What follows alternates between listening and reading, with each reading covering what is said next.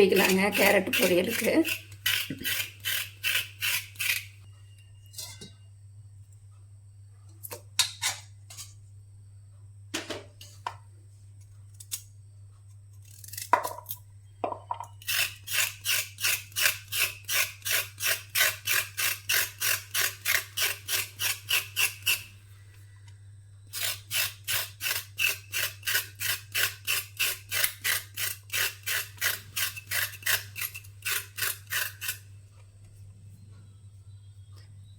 இதேமாரி தோலில் நம்ம சீவி எடுத்துடலாம்.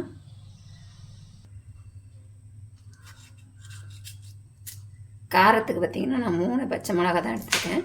இதை நீட்டு வாக்கில் கட் பண்ணி குறுக்க கட் பண்ணிக்கலாம்.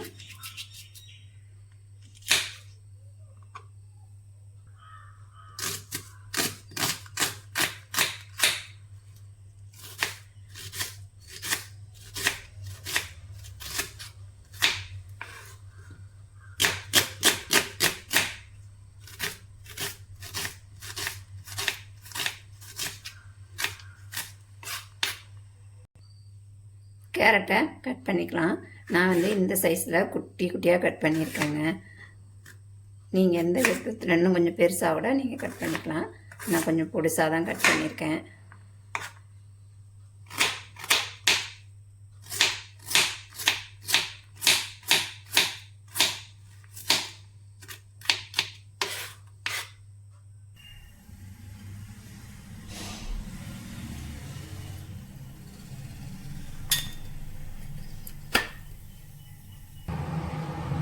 எண்ணெய் காய்ஞ்சிருச்சு, நம்ம கடுகு சேர்த்துக்கலாம்.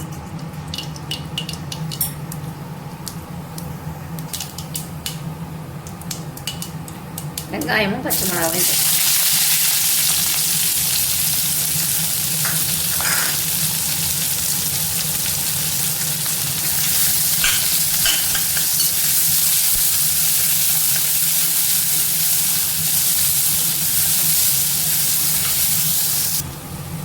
கருவேப்பிலை சேர்த்துக்கலாம். அடுத்தது பார்த்திங்கன்னா நம்ம கட் பண்ணி வச்சுருக்க கேரட்டையும் இது கூட சேர்த்துக்கலாம்.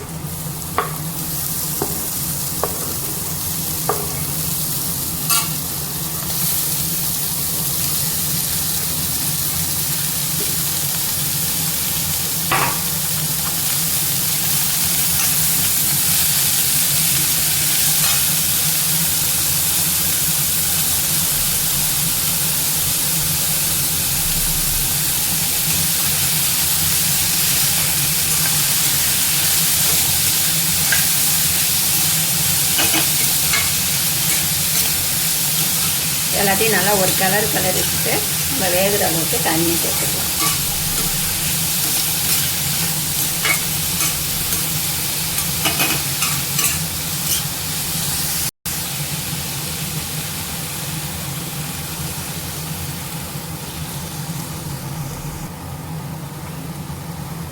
காய்க்கு தேவையான அளவு உப்பு சேர்த்துப்போம். ஒரு கலரி விட்டு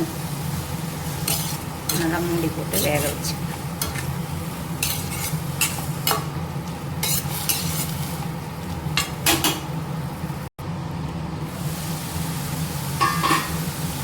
காய் வந்துருச்சு.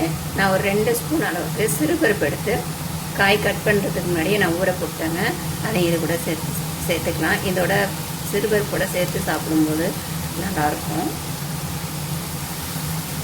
இப்போ ஹோட்டல்லாம் பார்த்திங்கன்னா இந்த மாதிரி சிறுபருப்பை ஊற வச்சு தான் போடுவாங்க. கல்யாண வீட்லேயும் இப்படிதான் இருக்கும் இல்லையா, பருப்பு இருக்கும் இல்லையா, அந்த மாதிரி தான் நம்ம வீட்லேயே இது மாதிரி ஊற வச்சு செய்யும்போது நல்லாயிருக்கும்.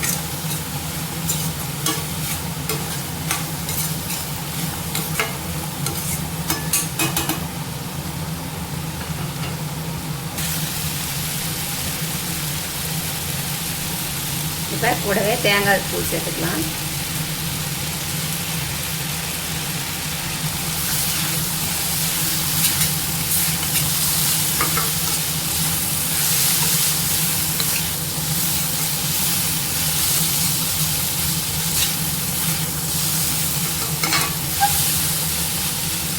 அவ்வளோதாங்க, அருமையான கேரட் பொரியல் ரெடி ஆகிடுச்சு. சிறுபருப்பு, தேங்காய், பச்சை மிளகாலாம் போட்டு வெங்காயம்லாம் போட்டு அருமையாக கேரட் பொரியல் ரெடி ஆகிடுச்சு.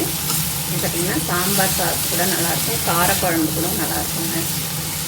நான் இதை வந்து வெறும் சாதத்திலேயே செஞ்சு சாப்பிடுவேன், நல்லாயிருக்கும். எனக்கு ரொம்ப பிடிக்கும் இந்த கேரட் பொரியல். இந்த மாதிரி செஞ்சு சாப்பிடும்போது நம்ம துருவி செய்கிறத விட இந்த மாதிரி செஞ்சோம்னா எல்லாமே நல்லாயிருக்கும். கட் பண்ணி செய்யும்போது இது குழம்பு வைக்கலைன்னா கூட இதே சாதத்துலேயும் செஞ்சு சாப்பிடும்போது அவ்வளோ டேஸ்ட்டாக இருக்கும். அவ்வளோதான். வீடியோ பிடிச்சிருந்தா லைக் பண்ணுங்கள், ஷேர் பண்ணுங்கள், கமெண்ட் பண்ணுங்கள், மறக்காமல் சப்ஸ்கிரைப் பண்ணுங்கள். இன்னொரு வீடியோவில் செஞ்சுப்போம். டாடா பாய்.